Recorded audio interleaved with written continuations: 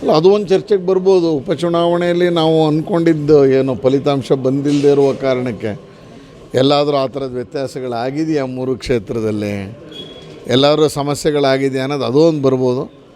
ಉಪಚುನಾವಣೆಯ ಏನು ನಮ್ಮದು ಆಂತರಿಕ ಭಿನ್ನಾಭಿಪ್ರಾಯ ಪರಿಣಾಮ ಬೀರಿದೆ ನನಗೇನು ಅನ್ನಿಸ್ತಾ ಇಲ್ಲ. ಆದರೆ ಎಲ್ಲ ಒಂದು ಕಡೆ ವೋಟರ್ಸ್ಗೆ ಗ್ಯಾರಂಟಿ ಸ್ಕೀಮ್ ಮೇಲೆ ಹೆಚ್ಚು ನಂಬಿಕೆ ಬಂದಿದ್ದರ ಕಾರಣಕ್ಕೆ ಅಥವಾ ನಾವು ಹೇಳಿದ ಸ್ಕ್ಯಾಮ್ಗಳ ಬಗ್ಗೆ ಇನ್ನಷ್ಟು ಅವರಿಗೆ ಅರಿವನ್ನು ನಾವು ಮೂಡಿಸ್ಬೇಕಾಗಿತ್ತು ಏನೋ, ಎರಡೂ ಕಡೆಯಿಂದ ಆಗಿರಬಹುದು.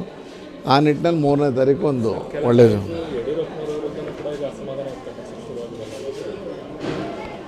ಆ ಥರದ್ದು ಯಾರ್ದು ನನ್ನ ಗಮನಕ್ಕೆ ಬಂದಂಗಿಲ್ಲ. ಯಡಿಯೂರಪ್ಪನವ್ರೀಗ ಒಂಥರ ಮಾರ್ಗದರ್ಶನ ಮಂಡಳಿಲಿದ್ದಾರೆ, ಎಲ್ರಿಗೂ ಕೂತ್ಕೊಂಡು ಮಾರ್ಗದರ್ಶನ ಮಾಡ್ತಿದ್ದಾರೆ. ಆದರೆ ಎಲ್ಲೋ ಒಂದು ಕಡೆ ಸರಿ ಮಾಡಿಕೊಳ್ಳೇಬೇಕು, ಒಟ್ಟಾಗಿ ಹೋಗಬೇಕು. ಯಾಕಂದರೆ ಸರ್ಕಾರದ ವಿರುದ್ಧ ಹೋರಾಡಬೇಕು ಅಂದರೆ ಅದರಲ್ಲೂ ಬೆಳಗಾವಿನ ಅಧಿವೇಶನ ನಮಗೊಂದು ಸಾರ್ವಜನಿಕರ ಗಮನ ಸೆಳೆಯುವಂಥ ಸಮಸ್ಯೆಗಳ ಬಗ್ಗೆ. ಆ ಹಿನ್ನೆಲೆಯಲ್ಲಿ 3ನೇ ತಾರೀಕು ಒಂದು ಚೆನ್ನಾಗಾಗತ್ತೆ ಅಂತ ನಾನು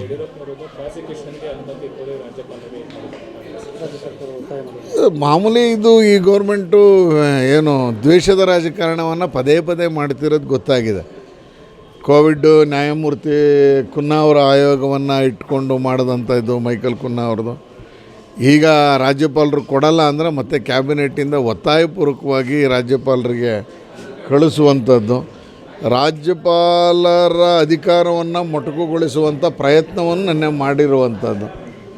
ಇದೇನೆಂದರೆ ಸಂಘರ್ಷಕ್ಕೆ ರೆಡಿಯಾಗಲೇಬೇಕು ಅಂತ ಮಾಡಿರುವ ರೀತಿಯಲ್ಲಿ ಕಾಣ್ತಾ ಇದೆ. ಮೊದಲೆಲ್ಲ ನಮ್ಮ ತೆರಿಗೆ ನಮ್ಮ ಹಕ್ಕು ಅಂತ ಶುರು ಮಾಡಿದ್ರು ಕೇಂದ್ರದ ವಿರುದ್ಧ. ಈಗ ಒಟ್ಟು ವಿಧಾನಸಭೆ ಒಳಗೆ ಮಾತಾಡಬೇಕು ಅಂದರೆ ಏನಾದ್ರು ಒಂದು ಇರಬೇಕಲ್ಲ. ಹಾಗಾಗಿ ನನಗನ್ಸಿದ್ದು ದ್ವೇಷದ ರಾಜಕಾರಣ ಮಾಡ್ತಾಯಿದ್ದಾರೆ. ಅಂದರೆ ಒಂದು ತಪ್ಪೇ ಮಾಡಿದರೆ ಯಾರ ಮೇಲೆ ಬೇಕಾದ್ರೂ ತನಿಖೆ ಮಾಡಲಿ, ಆದರೆ ನಮ್ಮ ಸರ್ಕಾರದಲ್ಲಾದರೆ ಅದಕ್ಕೆ ಮಂತ್ರಿಗಳು ಮುಖ್ಯಮಂತ್ರಿಗಳನ್ನ ಹೊಣೆ ಮಾಡಿ, ಇವ್ರ ಸರ್ಕಾರದಲ್ಲಾಗಿದ್ದಕ್ಕೆಲ್ಲ ಅಧಿಕಾರಿಗಳನ್ನ ಹೊಣೆ ಮಾಡ್ತಿರುವಂಥ ಪ್ರವೃತ್ತಿ ಒಳ್ಳೆಯದಲ್ಲ. ಇಲ್ಲೂ ಮಾಡಲಿ. ಹಂಗಾದರೆ ವಾಲ್ಮೀಕಿ ಹಗರಣದಲ್ಲಿ ಆಗಿತ್ತಲ್ಲ, ಅದಕ್ಕೆ ಮಾಡಬೇಕಾಗಿತ್ತು.